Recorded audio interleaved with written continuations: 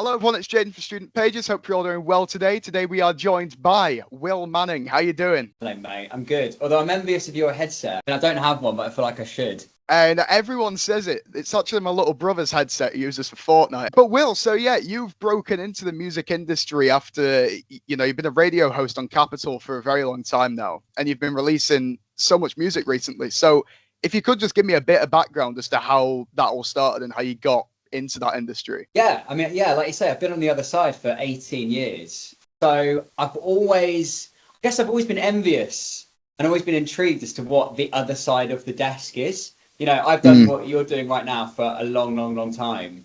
And I guess being a DJ, I've been a DJ my whole life, right? I've always been playing other people's music out. But I guess I was always curious when I was interviewing other people what it would be like for me to then do that and for me to play my own records out. I guess that has always been the lifelong dream. I just took the plunge. A few people took a chance on me and I just went for it. And I kind of implied the same mentality that I applied with my dreams of being on the radio. And I've just sort of had this self-belief, this persistence, this hustle, this deep ambition to make it happen. And I've been super, super lucky. It's like, I'm super new to the other side of it, but what I've achieved, I guess, in such a short space of time, I'm so lucky and grateful for. I feel like I'm only just getting started. So yeah, it's really exciting, and finally getting to see what it's like to be on the other side is something that I'm now really keen to be a part of. I love straddling both. It's fun. Yeah, that explanation makes so much sense, to be honest, because I was having a look at your Spotify, obviously, looking into the kind of music that you make. And yeah, you're getting really good streams so quickly to say how short time you've actually been doing the music. So I imagine a lot of the people listening already know who you were from the radio, I'd assume. Yeah, I guess there's people there already that know me as the guy that talks to their favorite artists on the radio and, whatever, gets home with me and stuff. But I think from what I've seen, reading DMs, that I'm getting new, I guess I hate the word fans, but fans along the way, people that are discovering me through their algorithm on Spotify or Apple or whatever it is. I'm being added to playlists and they're being recommended me. People who have no idea who I am outside of the UK, because I can see where people are listening. The second biggest country that people are listening to me to is the US. Oh, right. Nobody's ever heard me on America out there, but my daily streams are pretty good for a guy who's completely unknown outside of the UK.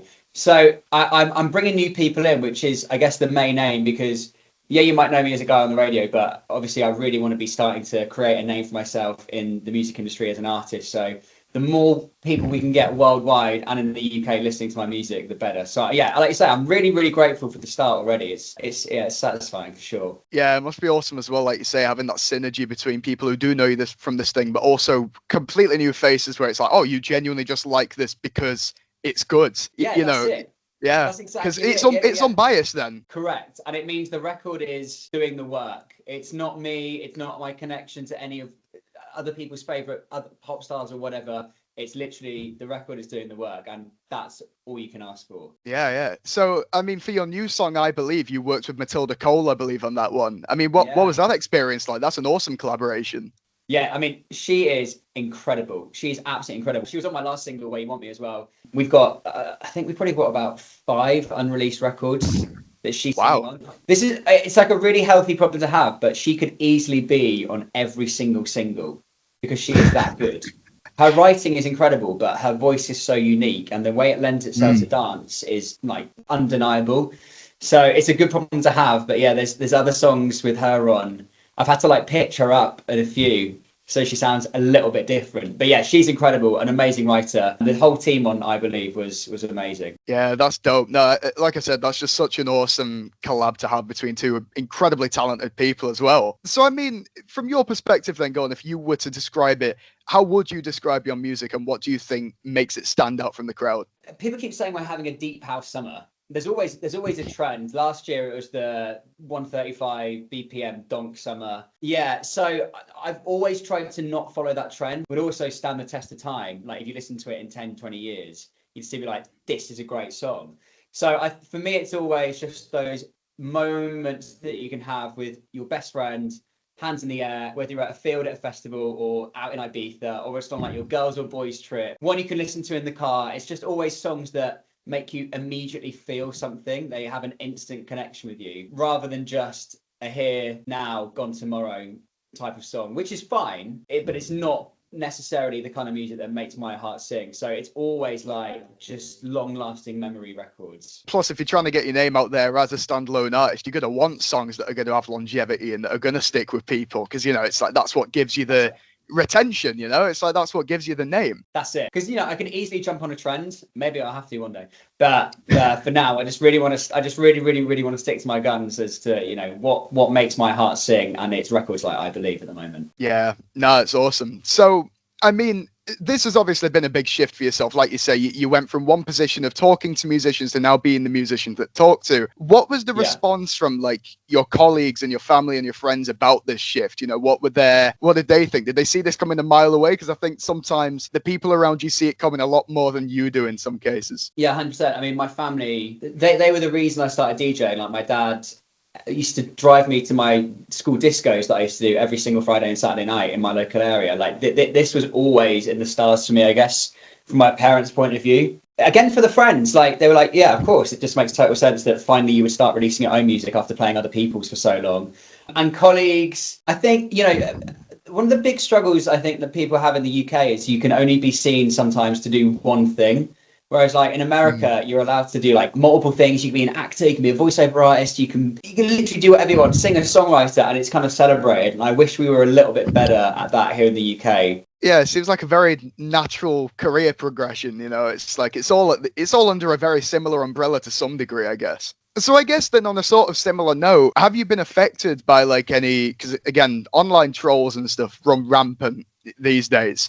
Have you had any run-ins with people who have been like, what are you doing? Or this is rubbish? Or has it all been very positive? It's pretty much positive. There was a guy that I had to block on TikTok only yesterday. If he was trying to get my attention, it worked, because he just kept saying, have you heard this song before you've uploaded it? Which I assume he was saying, you know, are you sure? But I quite like that. Like if they've got enough time to message me constantly, they must like me a little bit. They're a fan, you know, at the end of the day. Well, I think if you commit time to anyone online, they're helping with the engagement, so keep it coming. I've always said this, honestly. It's like when people leave a hate comment on one of my YouTube videos, I'm like, well, I'm getting the RPM. I don't know what you reckon you're getting out here. It's like, exactly. Mate, this is a win for me. Pivoting a little bit then, in your music then, have you managed to put any real life experiences or anything you've learned in your life into your music, or is that something that you plan on doing? You know, like any mental health run-ins, anything like that?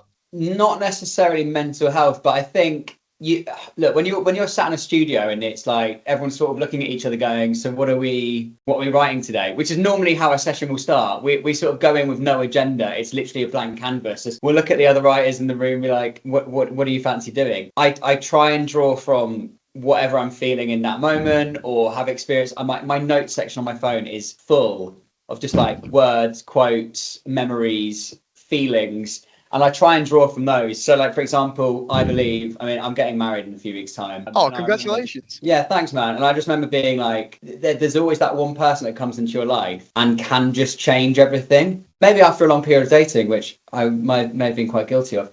So I tried to draw on that for that record. My first single, Don't, that was just an all-out party tune. And Where You Want Me was kind of being about, in that moment, you're exactly where you want to be. And that's how I felt in that time. I wrote that last year as well, around the same time as I Believe. In fact, I think they were written like 3 days apart. So yeah, I try and draw as much as I can from personal experience, whilst also with the aid of the other songwriters that I work with to get their perspective too. It's always like a major team effort. Yeah, it's a wonderful collaborative process, isn't it? And it actually links, funnily enough, onto what I was going to ask next. In how important do you view it to find other people in the music industry that are doing something similar to what you do, or something that can aid you in what you do? Oh, it's hugely important. Like, honestly, nothing gets done without the help of other people. And it'd be so boring without other people as well. Like, I honestly thrive. I am the happiest when I'm sat in those studios with people that maybe I've never worked with before, and they become really great friends of mine, and I really, really enjoy their work ethic, and they make me think differently. Or people that I have worked with, and they're part of my team, and we know we're going to get a good song. There's nothing more, I guess, thrilling than having that blank canvas and leaving with a record at the end of it. So collaboration is key. I think a lot of people try and pretend they do it all, which I've never understood, because it's just way more fun way more fun to celebrate the people that you've managed to achieve this thing with. So difficult doing it on your own, I imagine, as well. I can't imagine the strife of being like your own PR person, for example. Like, what a nightmare. That's why we got Olivia. She's great. Yeah, no, I for one couldn't be trusted, honestly. It's like, so obviously us being student pages, we like to give advice to students that want to do whatever the person we're interviewing is doing. So for you going into music, what advice do you have about breaking into that world? Because it's so hard to get your name out there. Yeah, it really, really, really, really is. And it's not lost on me that I obviously started from a different position that maybe a lot of singer, songwriters, DJs, producers would. I was already, I guess, in the industry, albeit from another side. But the advice I always give to anyone who asks me this question is start now. Don't overthink it. Start now. Do you want to be a producer? Have you got a laptop? Buy Logic, buy Ableton. Start now. Don't put it off. Watch YouTube tutorials. Like, seriously, it's all out there, and it's never been so easy. And it kind of pains me to say that, because it can make things oversaturated and it makes things even more competitive. But it's never been so easy to make music from a room like I'm in right now, in my house, just with this laptop that I'm talking to you from. Just start now, plug a mic in, just go for it, and upload your stuff to SoundCloud, get it on TikTok, obviously. The thing is, you just never know what's going to catch. It's so easy right now, not only to make the music, but for your music to be heard, easier than ever. So you just never know. And if you don't do it, you're missing out on an amazing opportunity that might be waiting for you. You just never know. Yeah, you're not going to know if you don't try at the end of the day. So, I mean, we'll wrap it up with a really big open-ended question for you. What would you say in this whole journey has been your biggest challenge so far? Ooh, dude, biggest challenge. It's rough, so isn't far. it? It's so open-ended. It could genuinely be anything. Biggest challenge so far. That is a really tricky. I mean, look, maybe it's not the biggest challenge so far. Let me give you a few things. I find it. Do you know what? And this, I'm just gonna start small here, because this is quite niche. But things like, have you ever thought about picking artwork before? Picking artwork? Right, as in what the artwork on your Spotify page, the artwork of your song. I've never thought about how difficult that is, because this lives on forever. So, for example, my I Believe artwork, there was about 50 versions of this, which were all amazing, right? They were all amazing. So I was like, well, I don't know. They're all really good. But I had to think about the lyrics and where I would want people to hear this song. And like, weirdly enough, there are colours that match with certain songs. Like, I do see colours when I make my music, and a few other people say the same. So I can see that. I landed on the purple, pinky, greeny thing. But there was like 50 so well, versions of this. Yeah, it works really well. And I think you hear the song and you see this artwork and you're like, yeah, that marries up and that makes sense. For example, with the new single, I Believe, there was like 8 versions of that song. And I was making the most minute production changes, but they all built up to the final version that's out right now. And I was like umming and ahhing with certain like clap sounds. It's like, oh, A, is it B? Like even the kick drum, like these are all tiny things that add up to the big picture. So I think actually getting one record out, there is so much to it in the back end that people don't think about. That's just way more than releasing. So I think all of that has been a massive learning curve along the way. That would be my answer to you. Yeah, that's really interesting. Very, very niche stuff. So, I mean, Will, thanks ever so much for talking to me. Just opportunity before you go ahead, plug everything you got, the socials, whatever you got coming out, go for it. Yeah, well, obviously the new single's out right now called I Believe. Check it out. I mean, it's not hard to find. If you want to follow me on Instagram or whatever, it's Will Manning. Like, seriously, could not be easier. So there's no excuse. Nice. Right. Well, Will, thank you ever so much. I'll let you get off. This has been fantastic. Best of luck, mate. Thank you very much. Cheers. Anytime. Enjoyed that. Appreciate it.